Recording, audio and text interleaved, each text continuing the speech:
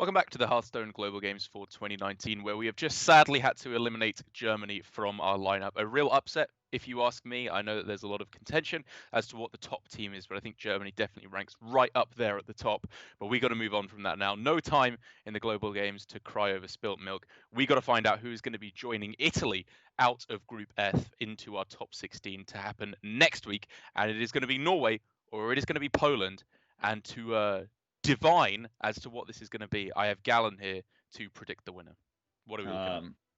So Poland versus Norway, we just see Poland come off of a very commanding performance, 3-1 against Germany, which I consider to be one of the best teams in HCG. I think that they're going to have an uphill battle still. Norway is probably the best team in the tournament due to the fact that they have both NTR and Hunter Ace, who many consider to be the best player in the world. I would like to make a correction to my statement before we went to break. I did manage to say that Norway had won HCG in 2018, when in fact they had made top 4, and they got China top 4. had won. So, it's close enough, right? When you get top 4 at a tournament, that's when you win. That's why people say Bunny Hopper and Viper are world champions, you know. So yeah, is this Gallon saying that top 2 is as good as top 1? Is this what I'm hearing right now from Gallon? Yeah. Yes. Always be sure to rest on your laurels and never do better than what you've done. That's the motto. That's not actually my motto. Just in case. As soon as I get, you best be sure I'll be posting them.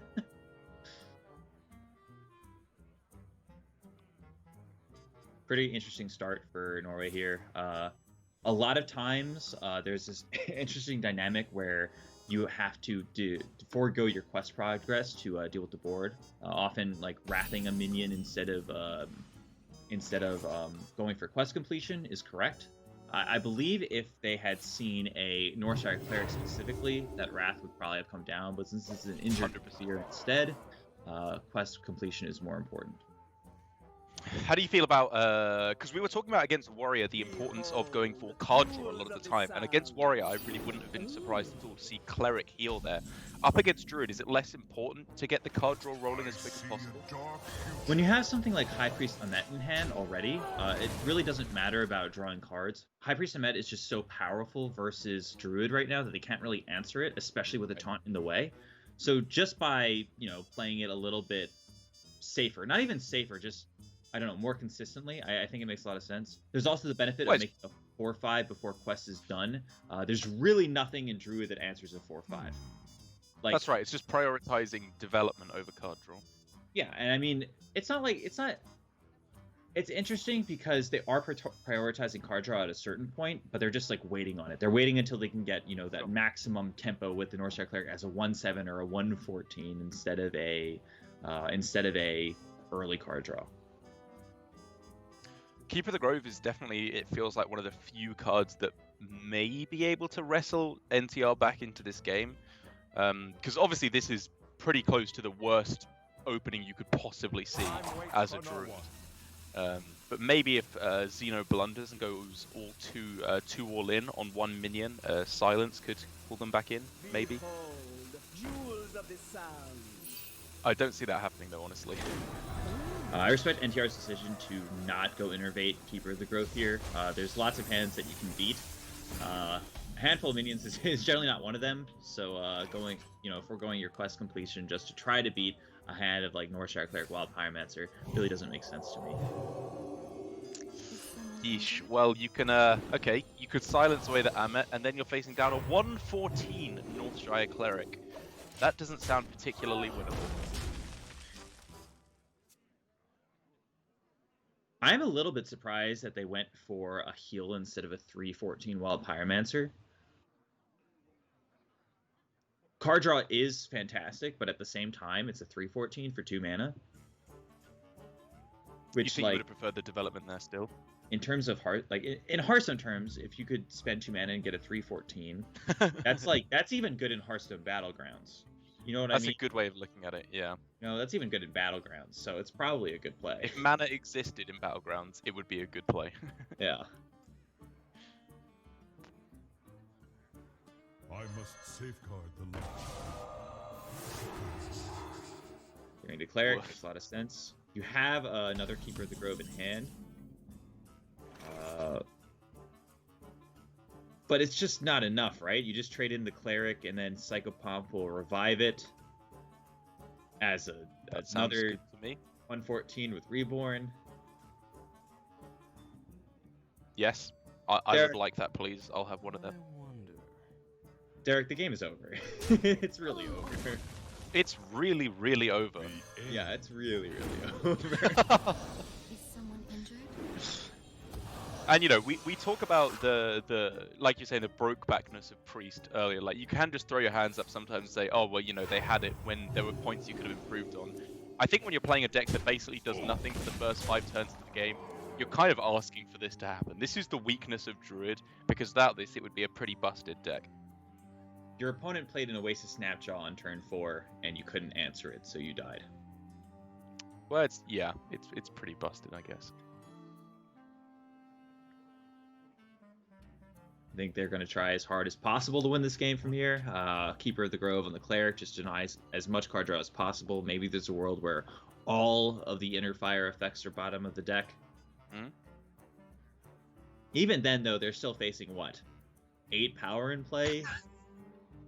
This just never gets cleared ever. They They'll just get need chipped down. I wonder. They just need 4 War Druid Lodies that cost 1.5 mana, and then this turn would be 5. Oh, excuse me, 5, because the Cleric has a reborn. So we need 5 War Druid Lotis at 1 and a 5th mana each, and we're all Waits good. for no one. Yes.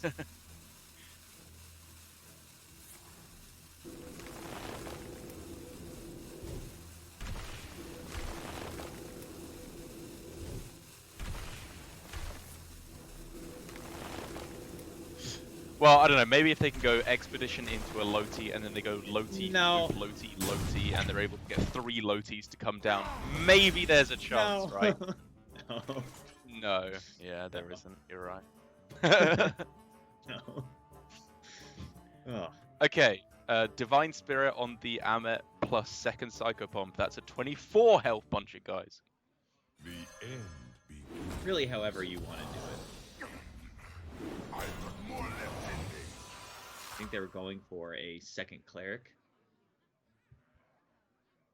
Yeah, they get the card draw, though, which is the important bit, I suppose. In the light's name. Wow, they missed 2 health on their 314. Order, Keck W. How are they ever going to win after that awful misplay? The Priest is so in favor for this spot because they don't have that 4 extra health. That's a misplay in the way that Bill Gates not stepping down to pick up 25 cents is a misplay. Like, technically, he's a little bit less rich at that point. But, I don't think he's going to notice the difference. If you translated the health of minions to currency, yes, Xeno is a billionaire right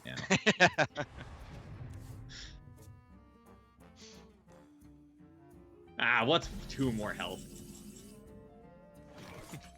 Alright, well, Pyromancer, let's draw a couple cards. I mean, this has to be lethal, right? How is this ever not lethal? You should probably start with Divine Spirit even, but whatever. Derek? It just doesn't matter. That's lethal. Unless he Divine Spirit topsies the Northshire Cleric. Yeah, it's GG.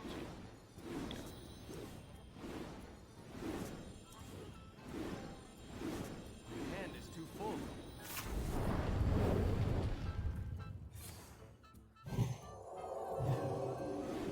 Not Alright, even there we go. going- That's the game over. Not even going for the BM 2nd circle. Yeah, I know. I was wondering about that. That would be excellent banter. But with that bit of a non-game aside, that does mean Xeno and Poland are up 1-0, 2 games away now in this best of 5 from advancing out of the group to join Italy. But the Priest, I feel like, was one of the easier decks they had to take a win with. It definitely got the best matchup, undeniably. That was a fantastic first Q order for Poland. But I would say even against Shaman, it's not that terrible of a match. But it's good that they got the win through. Absolutely. They did have a pretty bad matchup in terms of facing down Warriors, so getting it out of the way now is pretty good. Again, it's Combo Priest, so it doesn't have like too many very polarized matchups. But among those, I would say slightly negative matchups are going to be Shaman and Warrior, like you're saying. That's fair. So getting it out of the way now is always important.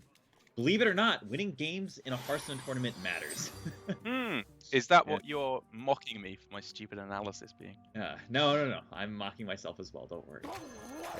You were very justified. It was stupid.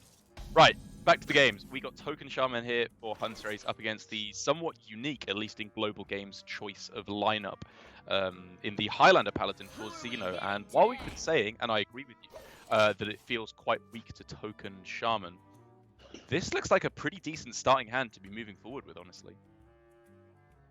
Yes and no. Yes, in the sense that it's a pretty decent starting hand for Paladin. No, in the sense that a pretty decent starting hand for Paladin is nowhere close to a pretty decent hand for Shaman in this matchup. We've seen a lot of games of Paladin playing against a Warrior, and like I've been saying, Warrior is not a deck that puts on the pressure early.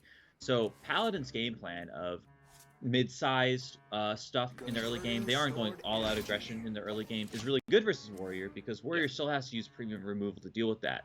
What that means is Paladin has lots of late game stuff to still contest Warrior, where Shaman and Priest do not. However, when it comes to these early game matchups, suddenly Paladin is at way much more of a disadvantage. Instead of being the aggressor, they're the defender.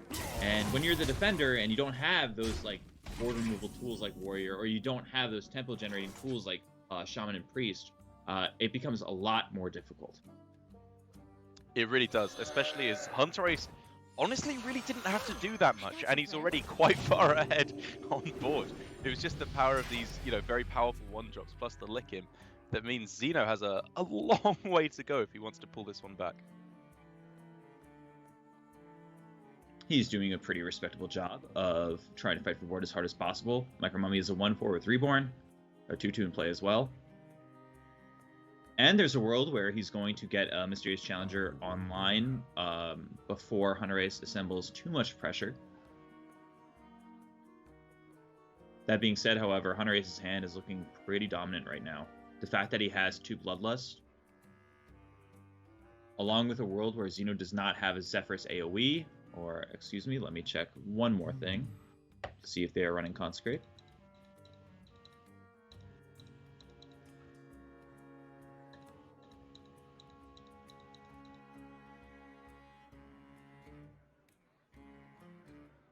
Seems like this site does not want to work with me, so it'll just be another couple seconds. Do you want me to look it up for you? I can do it. It's just going to be... They are running 1 copy of Consecrate, yes. Okay, good. Well, if they're running 2, that would not make that much sense. I'd advise them not to run 2 under Paladin. Well, you never know. They're pretty wacky guys. Do you remember on like the last day of ladder before what am I thinking of? Like Reno Priest, except it wasn't Reno, like Razaka's Priest. Yeah, People putting in Priest. 2 clerics on like the last day. Yeah, just even before it then, rotated Cleric out. It's was kind of a interesting. good card. It was a very good card. It still is, believe it or not. What do you know? It's- Yeah. Arguably warrants a nerf. That's a hot topic of debate. Does Hunter Ace have lethal here? He gets an extra 4 from the Zap and the Bloodlust. There's a Mana Addict in play. He actually gets an extra 6 because of his Lickum. Yeah, I'm pretty sure that Xeno's just dead here. Well, that was a quick game, wasn't it? That was fantastic. This has been a great series so far, Derek. It's been a grueling match, with these games lasting nearly 4 turns. When I go in expecting a Ball Shaman and Combo Priest, the game isn't over turn 2, it's a slog, okay? So one of a priest dominating a druid and a shaman dominating a paladin. It's kind of just been expected results so far in kind of stupid outcomes, honestly. It almost feels like, I don't know, watching Vincent van Gogh do a paint by numbers or something. Like it's watching these incredible Hearthstone players just having to play out these really, really easy games where they just can't really ever lose them in any realistic scenario. Well, it is really funny though, because we've been seeing a lot of matches where Priest and Shaman are playing like unfavorable or very even matchups, and they've been going to 10 turns as people are trying to find their Bonsamdi or like pop off with Circle, or they're playing against Warrior and it seems like pretty hopeless. But when you see a match where they're actually favored, which doesn't happen that often in these tournaments because people leaving up Priest and Shaman are like desperately trying to target them, the strategy that Poland has with their Highlander Paladin isn't designed to beat Shaman. It's designed to lose to Shaman. Yeah. When you get that favorable matchup as Priest and Shaman, the decks hit like a truck, and you don't often see that except when you get these like unfavorable matchups. What I'm trying to say is Yes, that I will agree with that. this outcome happens quite a bit. It just we don't see it as often as it happens, like on ladder, for example, because people are desperately trying to make it not happen. Anyways, we have to be going to a quick break before game number 3. Hopefully, we'll have a couple more quick ones like this, but stay tuned, guys. We got game 3 coming up.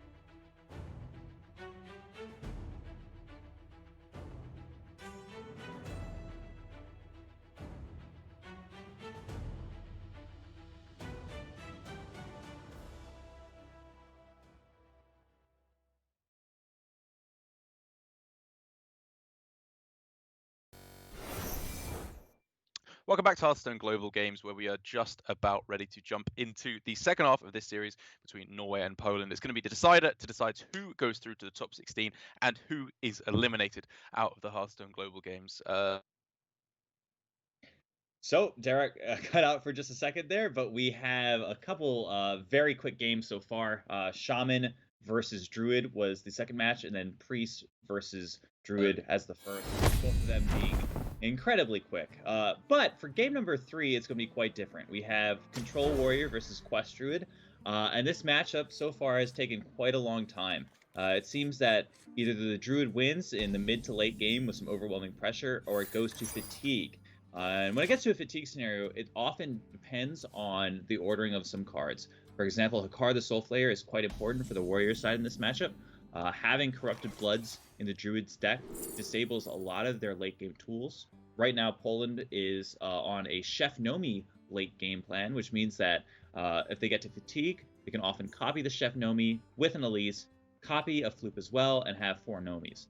If Norway gets the Hakar online before that happens, what that means is that there's going to be multiple Bloods in Poland's deck, so Chef Nomi is turned offline. It also turns off Zephyrus and Elise. Once there's multiple Bloods in the deck, that actually activates the requirement, or it fails the requirement of Elise and Zephyrus, which need 1 copy of each card in your deck.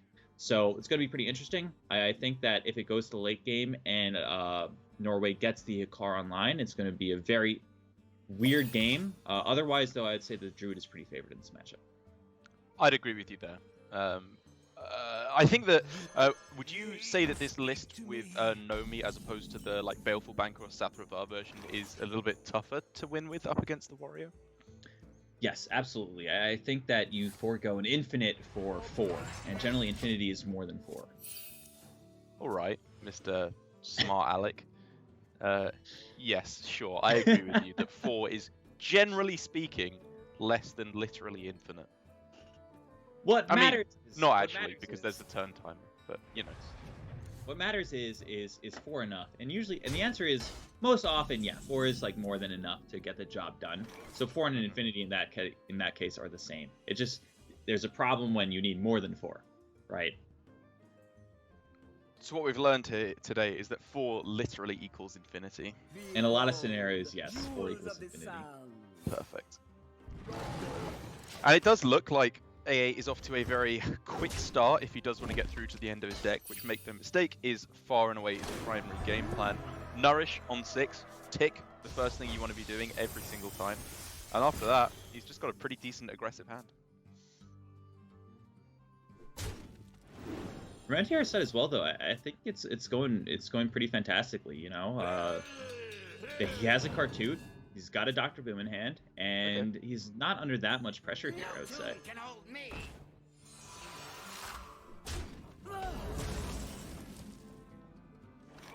The Nourish is very impactful.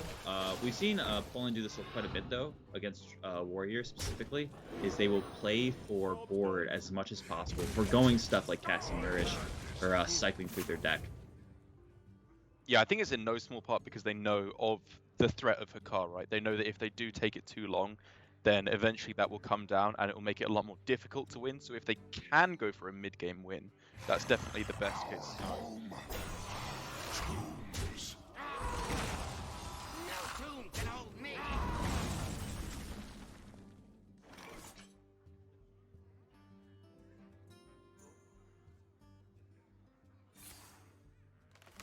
One of the cool things about when to sequence Nourish. A very important thing is getting to 10 mana as soon as possible. As Druid, to activate your Coon and start cycling as quickly as you can. But you don't actually need to cast Nourish on turn 6 to get to 10 mana. When you cast it on turn 6, you go to 8. The next turn, you start at 9 mana. When you cast it on turn 7, you go to 9, and then the next turn you start at 10 mana. So the fact that they just delayed this Nourish by a single turn doesn't actually like impact them negatively in a huge way. Mm-hmm. If they're trying to get to 10 mana as quickly as possible. Very, very large pickup there. The I was gonna say the old god. Hikar is Hikar a god? Do you play World of Warcraft? I have played World of Warcraft. I've dabbled. Is Hikar a god, or is it like a big Hikar monster thing? is a blood god for the Zandalari Bull tribe. All right, there you go. In classic Hikar, WoW, the blood god. Right. classic WoW, they try to summon him and then you stop it. It's generally the Oh. Yeah. Well, I bet A8 wishes he could do that now because it is gonna tear him apart. yes. A8 is going to need 39 other people to get that 40-man raid. 39 other people. Oh, Well, he's got okay. one with Xeno, so he just needs 38 more. I don't think I know 38 people, so I would be screwed. Well, we're not killing the blood god today, guys. I just don't have enough friends. Sorry guys, world's doomed. I have no friends. Just say that to Thrall, and he's like, "No, where are you going? You gotta stop." He's like, "Sorry, man, I'm just not that likable." Everyone hates me, including Hikar. Thrall's like, "No wonder." Right, but the important thing is, as we our way through this game, is that it has been found. So now, as long as NTR is not under too much pressure, I would wager that he'd be pretty safe to throw this down next turn without having to shield slam it on the same turn, probably. Because he shouldn't really be afraid of Zephyrus is the important thing. Zephyrus into Hex is where things can go wrong, but maybe he could just save it until turn 10 and then go Hakar coin shield slam on his own guy to make sure that the bloods get shuffled in. It gets quite complicated quite quickly. Generally, with 13 cards left in the deck, Zephyrus, I believe, is not often active. It's usually inactive. So if the Hakar is played in the next couple of turns, it's pretty likely the Zephyrus cannot answer it. Now that definitely goes down with every single cycle effect that Poland plays.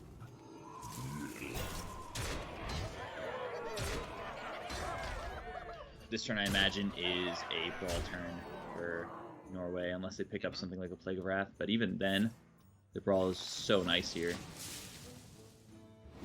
Ooh. Coupled with a shield slam and shield block.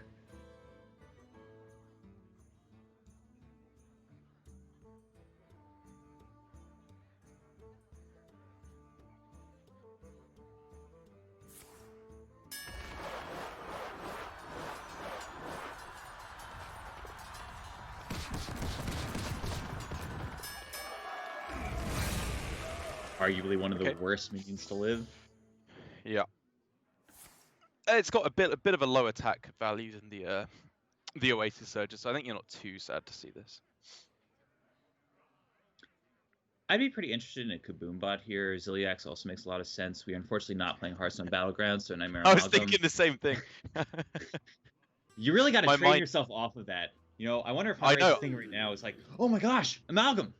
And you're like, no. Quick, where's my Light Fang? Where's my Light Fang? It's not the strongest, but it'll fight hard.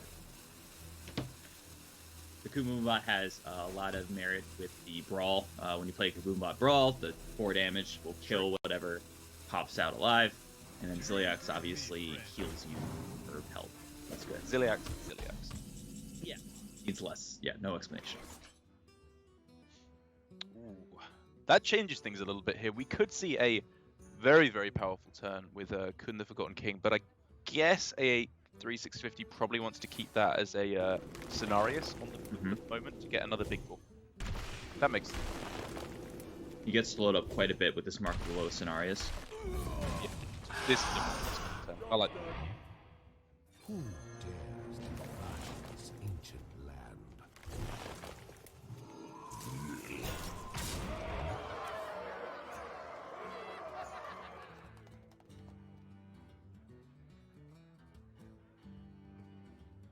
Norway got a bit lucky with this hero power.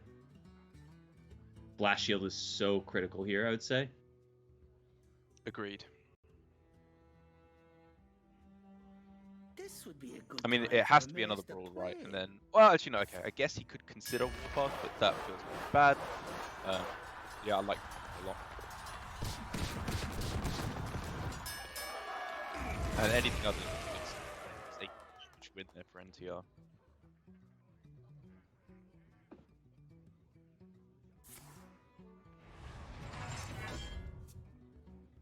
I imagine they are clicking the button. Yeah. Okay.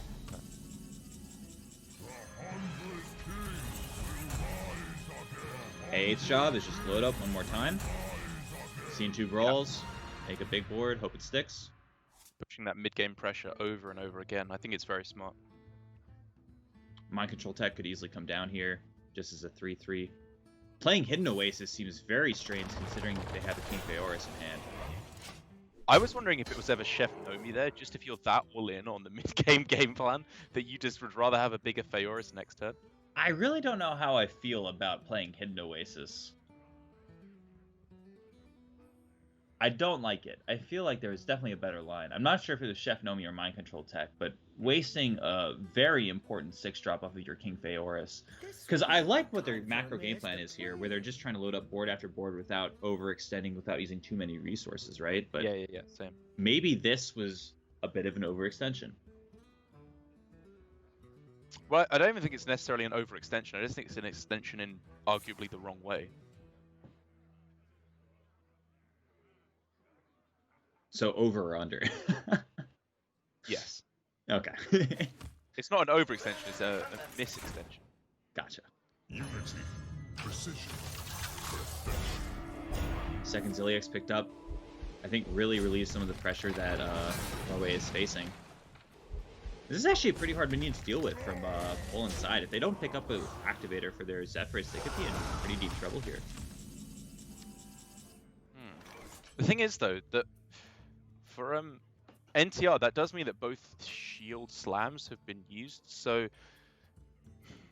it does mean that Hakar is a little bit more difficult to use now, I suppose, even if you were to pick up the Emperor Thorisan to reduce the cost of all the cards in your hand.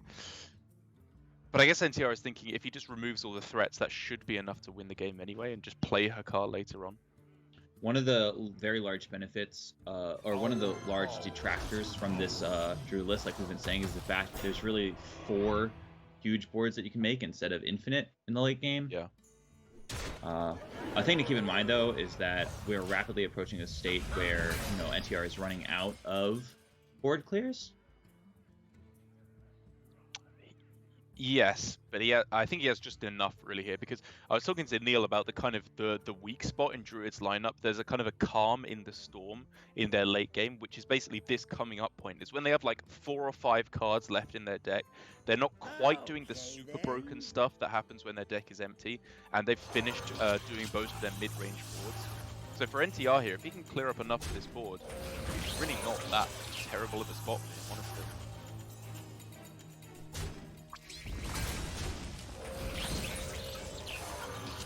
Just not using the warpath to get to this point. I like it. Yes, at least 5 power in play, but... Oh, sorry, excuse me, 4 power in play. But again, we've been seeing this from Norway's side quite a bit, actually, where they forego a full board clear to just leave like a small amount in play.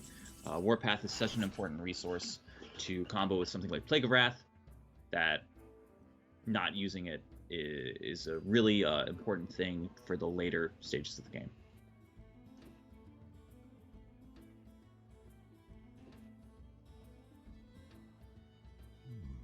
I wonder.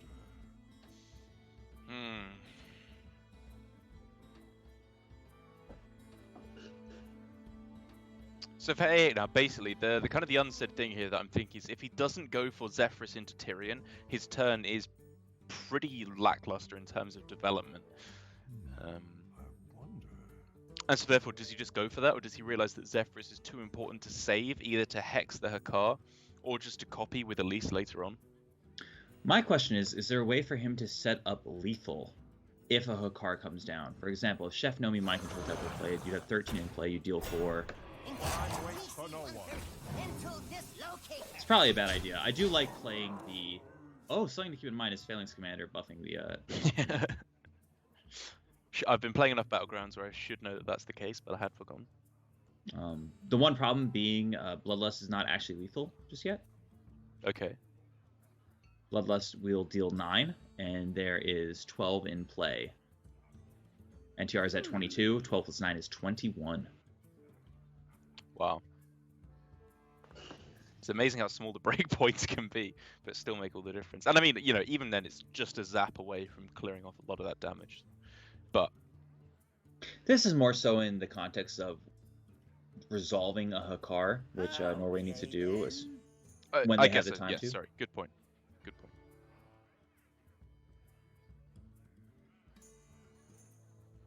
I doubt that that's going to be their game plan, playing a Hakar here. It seems a little bit optimistic. Oh, I love that fuse thing. I'm sure they've done all the math on this as well, by the way. I'm sure they know. Oh yes, Hakar we played one off with Zephyrus.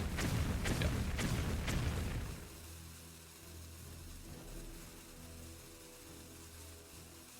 That actually doesn't allow for a full clear, funnily enough.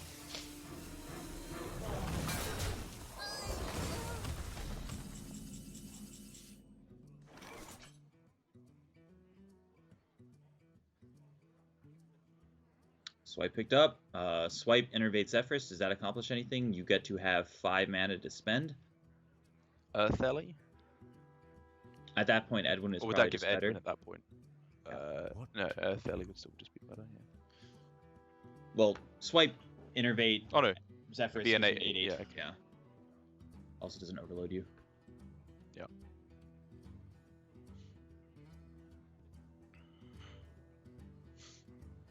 You might still consider the Earth Elemental anyway if you ever that play, just because it taunts the rush Oh. minions from hitting your smaller And- minions. It's a 9/8. Because of Phalanx Commander. So it's actually just better than You- Edwin. You cut out for a second there, but I assume you were just saying it gets buffed by Phalanx Commander. Yes. Okay. Yeah, in the end, it's just tyranny.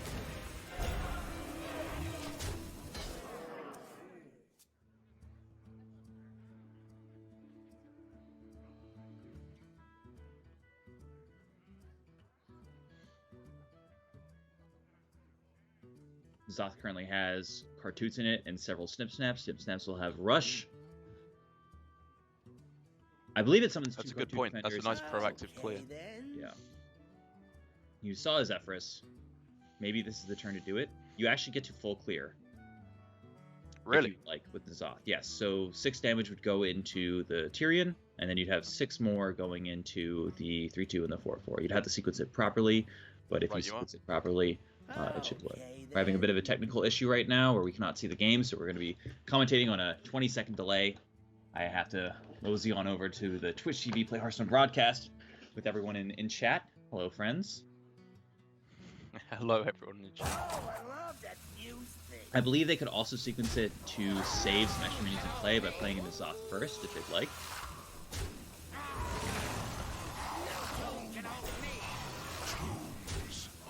It sounds like they did not go for an Azoth play and instead going for a Restless Mummy.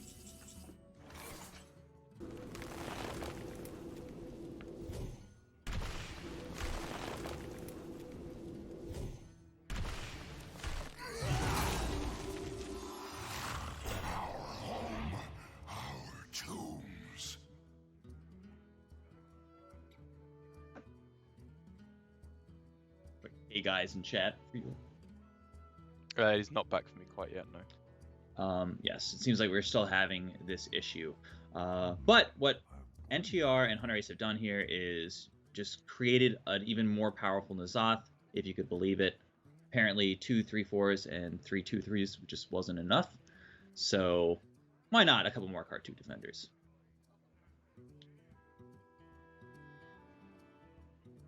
What to do? Right, we're And back. we are back, yes.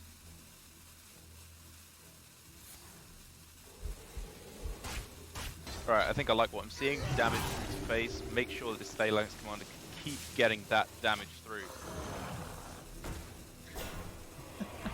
But as impressive as this all is, as brave as that Phalanx commander is, he must have got in for like 20 damage or something at this point. It still does just seem like a timely N'Zoth should be able to shut this one out. Or at least put an end to this rampant development nice and easy.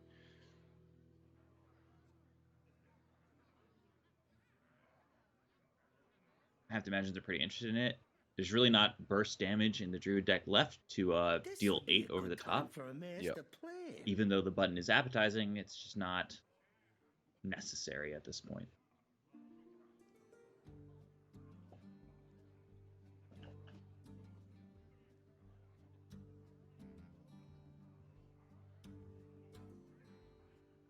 This would be a good time for a master plan.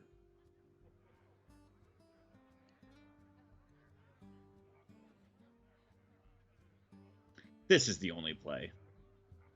This is the only play. This is the only play. Alright, there we go. That'll more than do. That does allow for a clear, technically. And then the left goes as well. Perfect. Yeah. Great ordering. Phalanx Commander still alive. Out of cards. Right, I think that means at least last card for A8. Which further means Chef Nomi will not be developed for another 2 turns. Oof. Norway has found themselves in a spot where I think they're actually just going to take the game. They're head on Definitely board. feels that way. Life total is very Just a disparate. but that's card next gonna- turn as well. Yeah, the life total is very disparate, but I think it's going to be quickly shifted back. As long as they attack Oh, with you their think minions. that, Yes. what even is that, 24 health will be enough? Oh no, it's 32, oh no, 24 health. What to Wow, math is hard.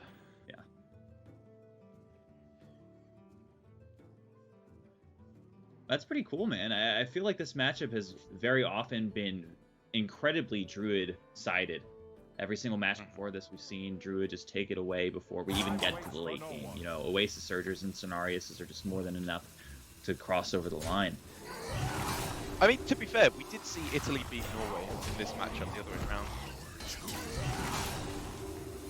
Was Italy on... like with the Warrior. Oh, excuse me. Italy was on the Warrior. Yeah.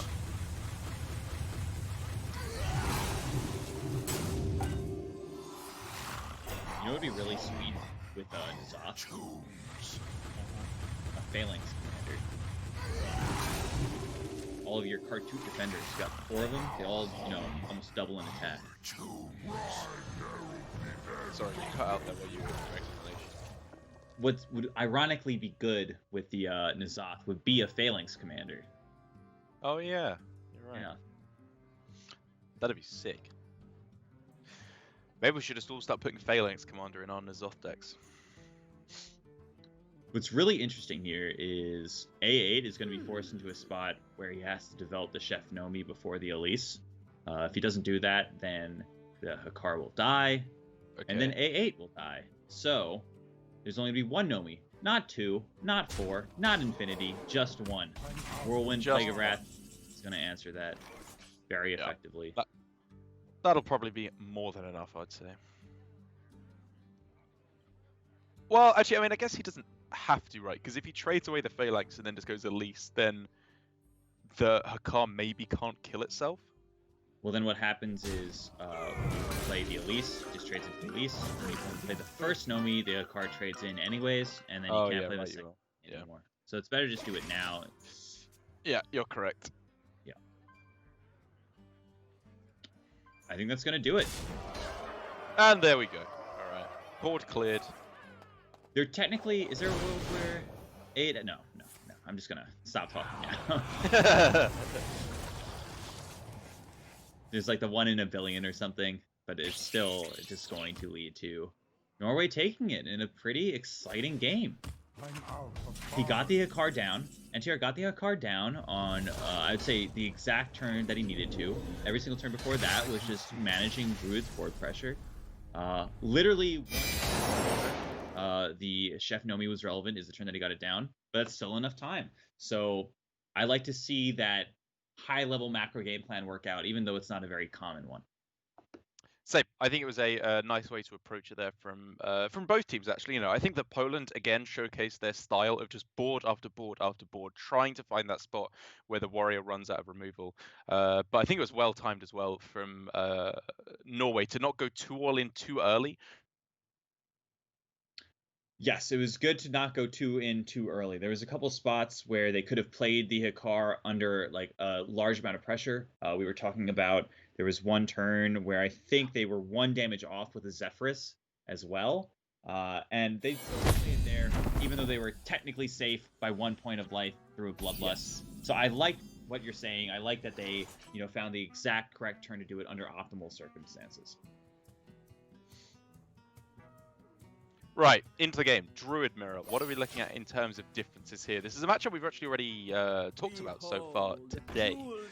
In terms of the fatigue of Druid, I suppose you could call it, with Baleful Banker.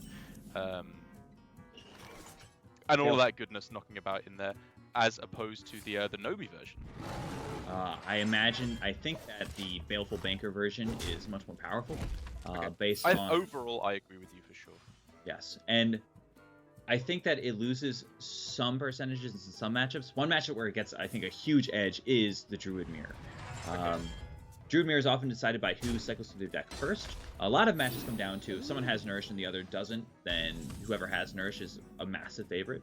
But in the games where either both players have the cycle or neither player has the cycle, I think the Elise Banker combo is the more powerful version. So I think from A8's side, it's going to come down to early pressure, trying to get his Oasis Surgers in play, King Phaoris in play as soon as possible so that it doesn't get Zephyrus. Hopefully in the late game have multiple Chef Nomis before Hunter Ace can start his brutal Elise Coon Banker combo. But it's really, the onus is on A8 to win the game. Hunter Ace, if he doesn't lose, he's going to win. If A8 doesn't lose, he's going to lose, if that makes sense. Yes, that does make sense to me. And it's actually a really interesting dynamic between the players because I feel like for A8 and Xeno, so far they've shown really good understanding of the matchups for Druid. Like they've known when to go aggressive, they've known when to be greedy with their cards, which indicates obviously a very deep level of knowledge with the Druid. But I feel like you and I can agree that their list, however, doesn't feel optimal compared to a lot of the other players. And maybe they know something that we don't, but I feel like despite their in-game knowledge feels very top-notch, their deck building is something that we disagree with.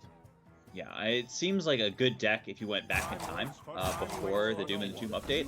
You know, this is a pretty standard Druid list that we would not be complaining about if, you know, King Phaeorus was still the best thing that you could do. But since, you know, Kuhn and Banker work so well together, due to like the new cards being introduced, or not the new, the old cards being reintroduced into standard, there is a little bit of room for complaint just based on how they built their list pretty old school.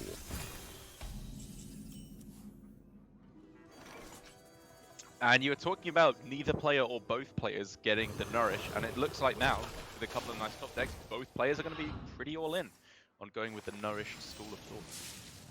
One of the cool things about this, though, is that Hunter Ace cannot cast that Nourish for quite a while. He does, when he casts the Nourish, he's going to be pretty set in terms of card dumping. He has double Anubis at Defender in hand, but getting to that point might be a little bit tricky. I mean, to be fair, he could. He could cast the Nourish on this turn. I wouldn't agree with it, but he could.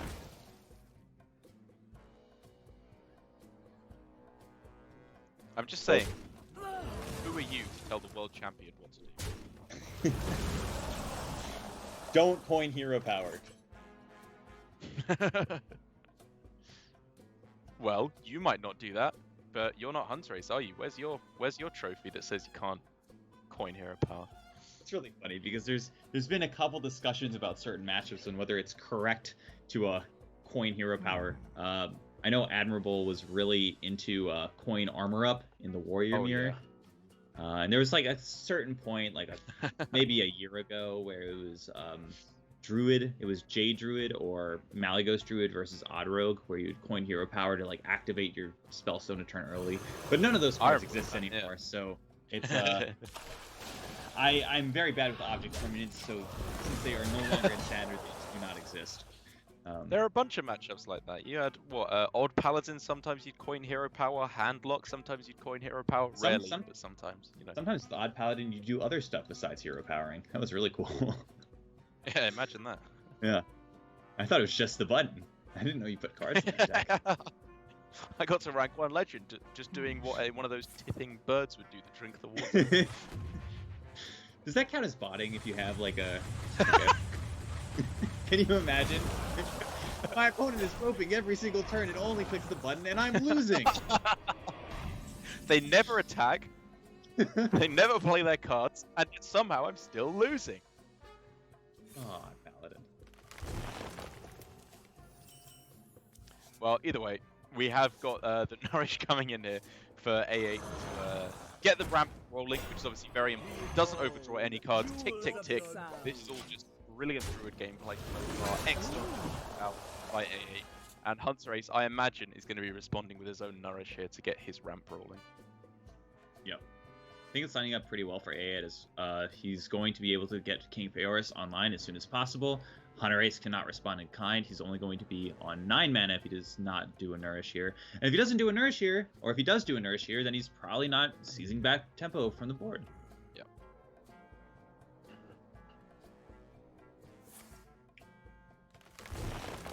It's likely that a Wardru Lodi would come down alongside this.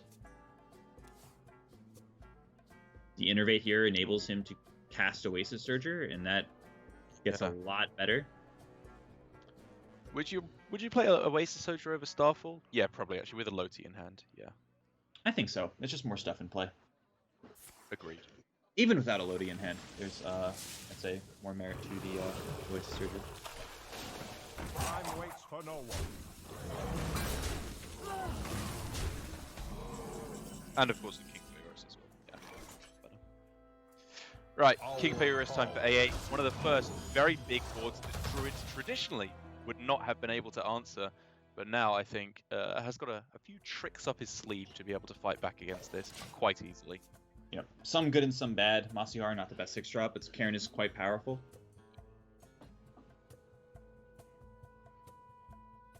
Kuhn off the top, though. This is kind of interesting. Like, how attached do you think Hunter Ace is to Kun the Forgotten King?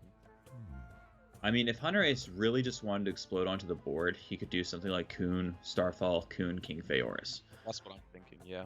It gets a lot worse when you realize he's only going to get a 1 and a 3 drop off of his Phaeorus, so probably something different should come into play.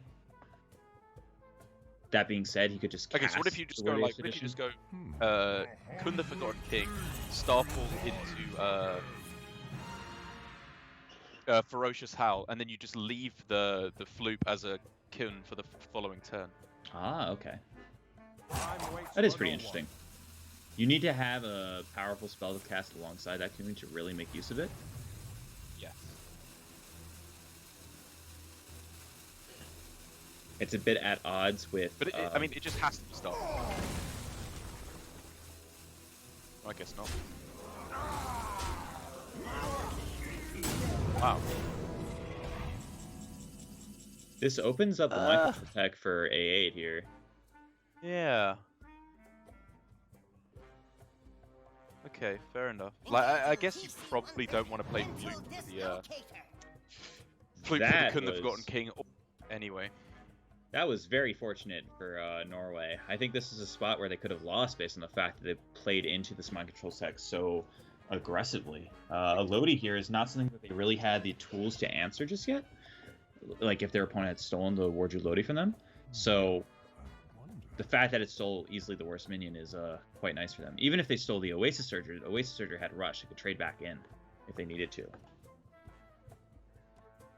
3-3 with Taunt cannot do that.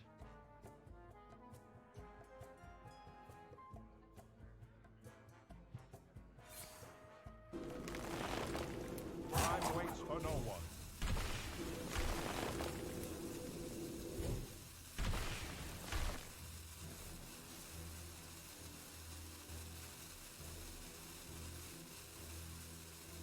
Oasis Surger just load up onto the board even more.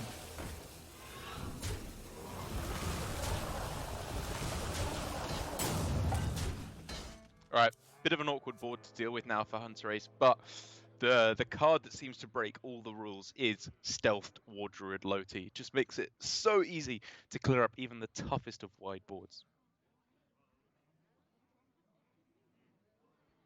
Wrath the Cairn. Pop it open. I believe Zephyrus registers that there is a spell power in play, so there's lots of ways of full clearing the board if you'd like to, but I don't even think they necessarily need a full clear this board to fix the problem that they're facing down right now. Leaving a 4-1 in play or a 4-2 in play, let's say they Starfall the Oasis Surger, is more than enough, I would say, to fight back.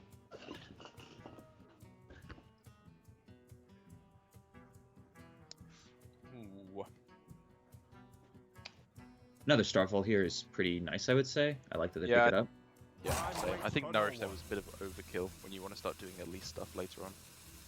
Since they already have, yes, exactly. Since they have their Elise and Zephyrs active, it's way less important to cycle through the deck. Remember that they do not have a Chef Nomi, so their game plan starts once they are a Highlander deck, which they currently are.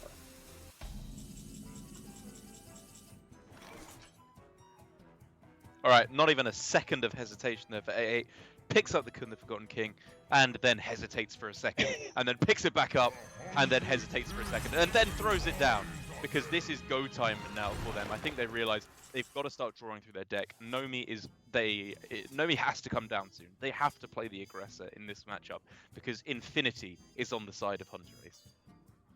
And it just shows you how hard it is to actually get through your deck when it's not purpose-built for that. You know, when you play stuff like Mechathune decks that can just cycle through as quickly as possible, you don't realize how much 30 is, but A8 has casted multiple Nourishes, he's played Crystal Merchant this game, it's going to the late game, and he still needs to get through 5 more cards before the Chef Nomi is active. That's counting the card, not counting the card that he's about to draw.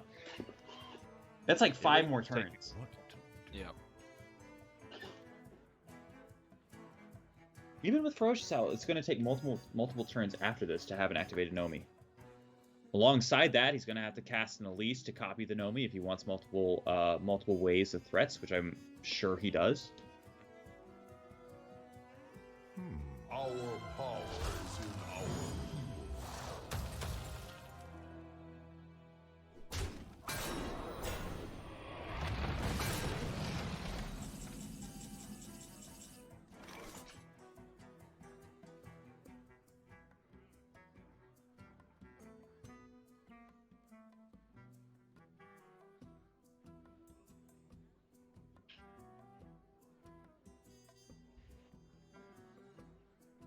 Another difficult turn So for A8 A8. now.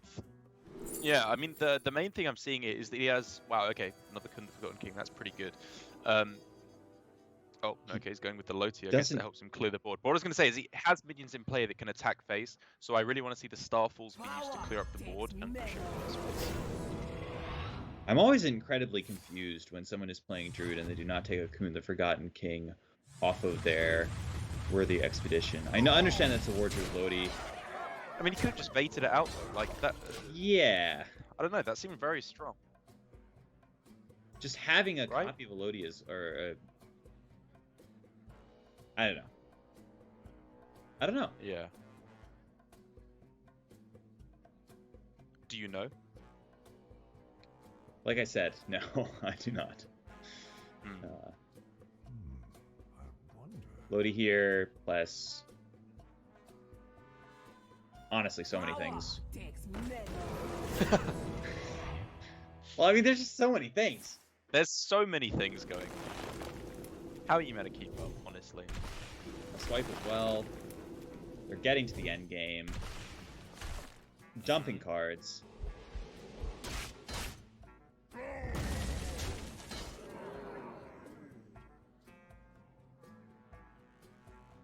Time waits for no one.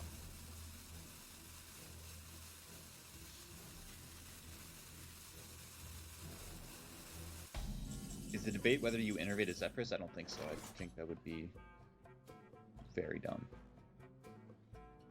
Alright, A can still cycle this turn. He can still cast a Wrath. Is there one more card draw left in his deck? I think from his perspective, he really wants to activate his Chef Nomi and his Elise as soon as possible. What? This seems to be the turn. Casting Ferocious Howl makes sense.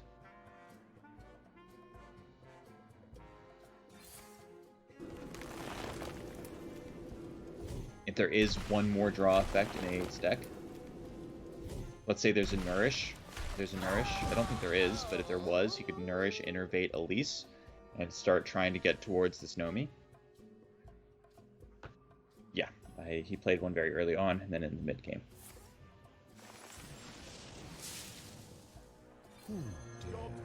If there is no more card draw, then it doesn't matter when he casts Ferocious Howl between this turn and next turn, because he'll always take the cards to get it active.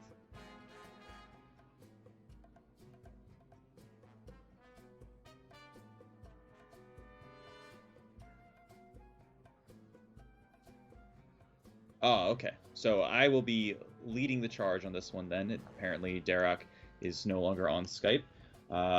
It seems like Hunter Ace has a very powerful turn here with a second War Druid Lodi Starfall. If he wants to take it, he could just full clear the board. Zephyrus as well does the exact same thing. Maybe there's a world where he is supposed to cast Elise Zephyrus. The only problem with that is then he gives up this Elise for the fatigue game plan. Alright, there So- we go, I'm back. It just becomes a very complicated turn. Welcome back.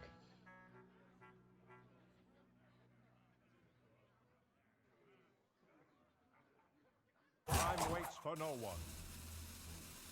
Hunter Ace is going for the full clear, it seems, with the double spell power.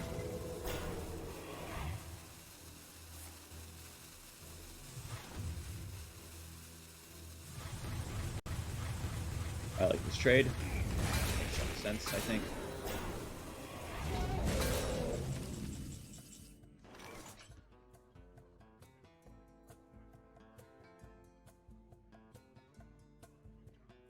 Derek, are you still with us? Yes, I am, sorry. Hello. Hello, Galen. How are you enjoying this match? I think it's pretty interesting. A8 is like assembling the pieces of his combo pretty quickly, I would say. Power of the Wild could just push extra damage if necessary. The problem is though, like, are the War Druid Lotis, sorry, not War Druid Lotis, Chef Nomi's going to be enough at this point? Because Hunter Ace, he doesn't even have to draw the rest of his deck. He's already going to start copying the Zephyrus and Elysises as soon as he finds the banker. I wonder. Yes, but remember that A8 also gets 2 Zephyruses of his own. That's true. My time waits for no one. Oh man, it starts getting really complicated. Would you rather have a Need a hand, explorer? Crystal Power than a... What would you get here? You would get a Starfall instead of a Crystal Power. You could Crystal Power your own face, and then you'd get an additional Starfall afterwards. I'm pretty sure That's it's like true. a minor thing, but just something to keep in mind. Probably slightly better, yeah, I agree. Gain 4 and I mean, add a Starfall to your hand. They could have done it afterwards in order to draw the remaining card in their deck. I'm not sure what that is actually, but Need a we'll have to see hand, whether or not it's explorer? better than a Crystal Power.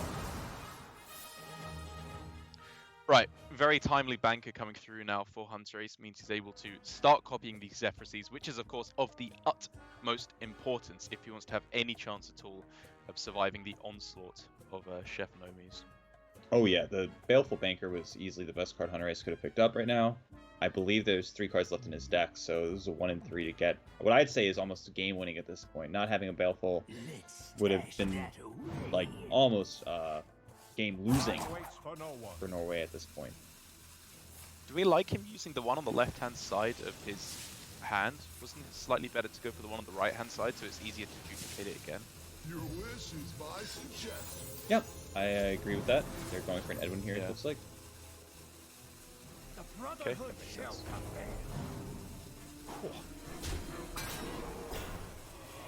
It's an important thing to keep in mind is which Baleful you use, which cards you use in general. It's a smart play here from Hunter Ace, basically proactively developing onto the board, which means he doesn't even need a piece of removal for Nomi, because if Nomi comes down, A8 dies.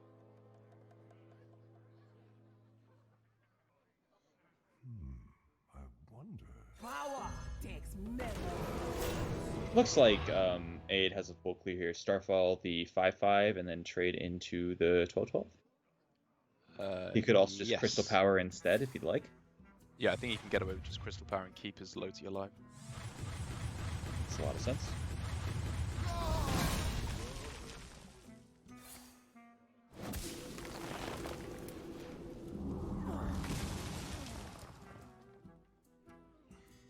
It definitely lines up cleaner how he did it than using Crystal Ball for another Starfall, but I still think the additional Starfall would have been a better help in the late game. Agreed.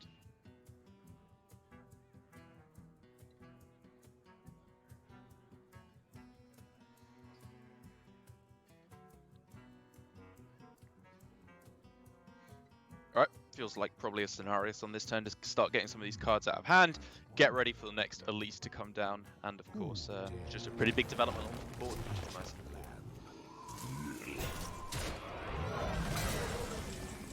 So going into this late game, what are the factors that will help A8 win? What are the factors that will help Hunter Ace win? It seems like A8's still in a spot where he has to play defensively.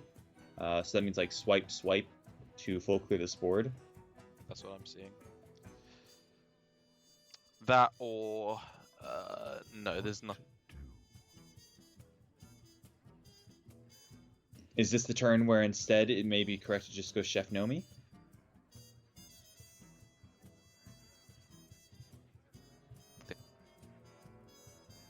I just don't think that wins because they should be able to clear off your Nomi board without having to use Zephyrus then, right? Or while copying Zephyrus on the same turn. And then at that point, they just have the second Zephyrus to answer your second Nomi.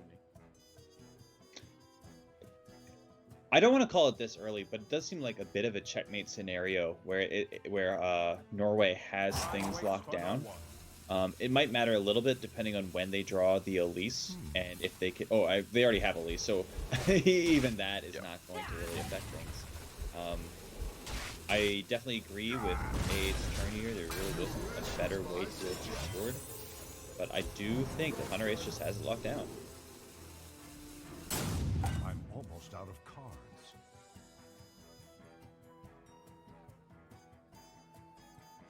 It does end up with Ysera there instead of Tyrion. That's, I would argue, a mistake. I think it was probably better to play Zephyrus at the start there and guarantee Tyrion, and then double swipe. Were you guaranteed a Tyrion with that board in play? Do you reckon he would not get offered Tyrion at all there?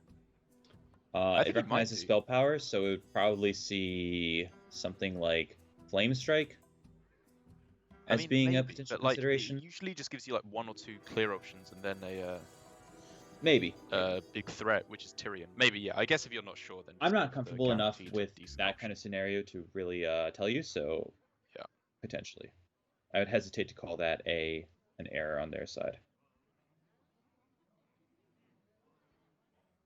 Time waits for no one.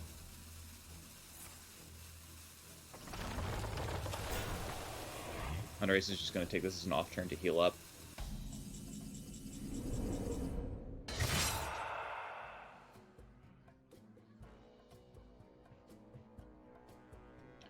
I think from A8's side, it's about if he can push enough damage. Maybe there is a world where he can force out a Zephyrus without it getting copied. I imagine that's what he wants to be looking at. What to do?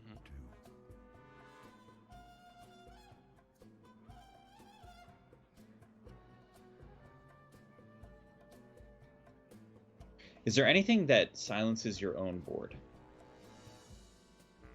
Not now that Wailing Soul is gone, I think. Okay. I wonder.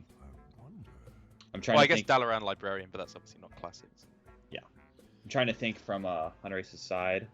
There is a world where he gets to go Elise, Baleful, Zephyrus. No. Elise, Zephyrus, and Frostnova. Yes, he could go Elise, Zephyrus, and Frostnova. And then the next turn go Baleful. Because A cannot play any minions. Yep, correct. Maybe there's maybe A is supposed to play Chef Nomi here instead of Ysera. But it's just very hard to say. It's really, really tough.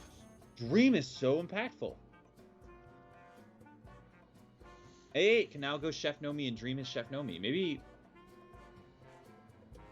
that gets him over the line?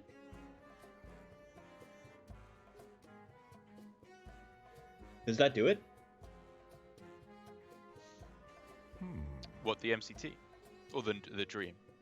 The Dream. Does Dream get A8 over the line here? Because that is probably the most important card he could have gotten off of this Ysera.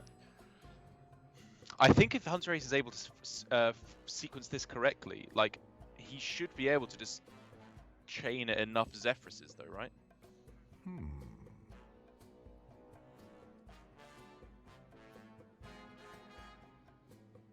The thing that's limiting that is the amount of mana that he has to expend to get another Zephyrus. Right now, for him to actually play an additional Zephyrus, it costs him 9 mana, correct? Need a hand, explorer? Okay. There will also be a point where Hunter Ace's hand will be so full of mind control techs, hidden oases. I believe that is that the term for multiple oases. Oases? I'll accept that. Okay, and scenarii Scenarii and Oases, oases and correct. scenarii that maybe A can actually force Hunter Ace off of the Zephyrus line. Maybe. It's going to be really, really close. And Hunter Ace has not made his life easy by going for this version of the deck over the Chef Nomi one, that's for sure. But I feel like if you're as good of a player as Hunter Ace is, you should be able to steer this endgame in your favor. What I'd like to see is a Tyrion. I think Tyrion would be pretty crucial here.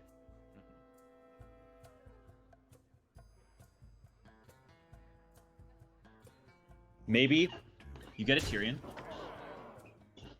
Oh wow, is he going to dream the Zephyrus back? Huh. I think that makes sense to me. You need a Zephyrus for burst here. Hopefully this Zephyrus will offer you Tyrion. Okay. If Hunter Ace deals with the board, you got to play a Chef Nomi and go face for 5, trying to keep him off of playing a hidden oasis. Okay. You deal another 5 the next turn, and then hopefully Zephyrus will offer you a fireball. Nightmare's more damage. That is 0 mana for what, 5/5 of extra burst, which is a huge difference. A really just needs to stick anything on the board here, and he should be in a great spot to close out the game. It's honestly a very confusing game so far. It really is. So what are the options now for Hunter Race? If he goes Cenarius, he's able to go trade, just leave the Ysera on board.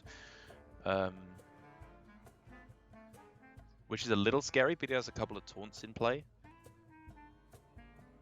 One thing to keep in mind, so a couple factors to keep in mind right now. Zephyrus could offer Inner Fire for a guaranteed 8 damage base. Yeah. A Zephyrus in play will most likely give him a sap. Or just an acidic swamp boost, that seems to work as well.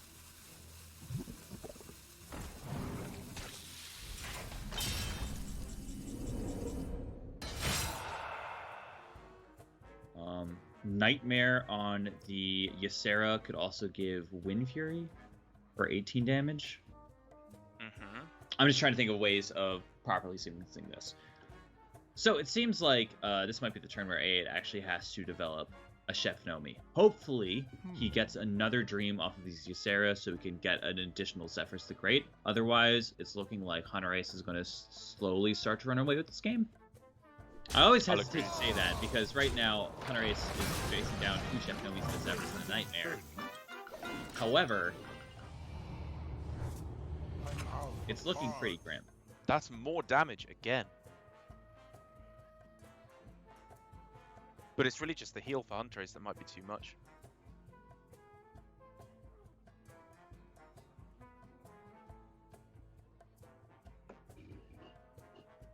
Derek, I'm not gonna lie, this game has been very confusing.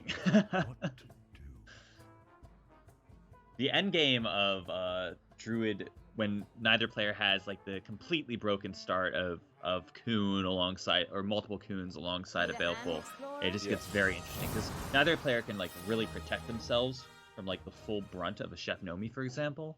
So they have to do like all of these weird things to stay alive. So I guess can Hunter Ace actually just potentially set up like 2-turn lethal here? Because if he goes for Frost Nova here, assuming it's not Ysera Awakens, which we can see it is, he's actually getting pretty close towards a lethal of his own. He gets to push 6. And it's Zephyrus, like 5 damage fatigue now for AA, I think. Yeah. Yeah, it's looking like you might be right. Zephyrus is just going to offer a Bloodlust here. Yeah. Well, actually, with the 5 from Ysera Awakens and the 6 from Fatigue, that's 11, so it's just lethal with Zephyrus. But, no matter wait, what. Zephyrus won't be able to figure out the Fatigue, so Zephyrus won't offer lethal. No, Zephyrus does. Zephyrus does know about Fatigue. Oh, it does know about Fatigue. Oh, sorry, my mistake. Okay, so Zephyrus will offer 4 health for lethal, right? Yes. Even if it didn't, I believe that A8 is still lost in this game. I imagine it would offer an AoE of some kind, Sure. and then AoE takes damage and then more damage and then dies. Your wish is my suggestion. I'm going to hedge my bet and say it does offer lethal here. Hey, there's the Gore Howl. Well, Zephyrus is smart enough. Is our former world champion Hunter Ace. Hey! There we go. Norway will take it 3-1 in a mind-numbingly difficult Druid mirror at the very end, where both players had multiple more resources than I think they were finding the Dream at the very end alongside extra damage from the Ysera. Actually, ended up being even better than the Tyrion we expected him to get offered. So that's true. It led to a quite some measure. Yeah, it led to quite an interesting game. You were saying, and I probably agree with you, that at the time, Tyrion seemed better. But one of the things that checks Tyrion in the matchup is Zephyrus offering Acidic Swamp Boost, like we saw, like not in the mid game, but in the mid game of that like interaction. So the Ysera was something that was unaccounted for, and I think both of the players might not have accounted for it either. So it just led to a very cool game state. Yeah, it was a very, very weird end game there. But I think if anyone was able to pilot it through there, it really felt like Norway knew exactly what they were doing. Poland, I think they did a very, very good job of making their way through that game. Again, I'm sure there were things they could have done to optimize that slightly. I'm sure there were things that Norway could have done to optimize that slightly at the end. But when it comes down to it, that does now mean that Italy and Norway are our 2 teams who are making it way out of Group F to join us next week in the top 16. And now we have one more group today that we're going to try and work our way towards. I believe that's going to be Group G that we are moving on to now. So we're going to have to get that set up, and we'll be right back after this break to bring you the action.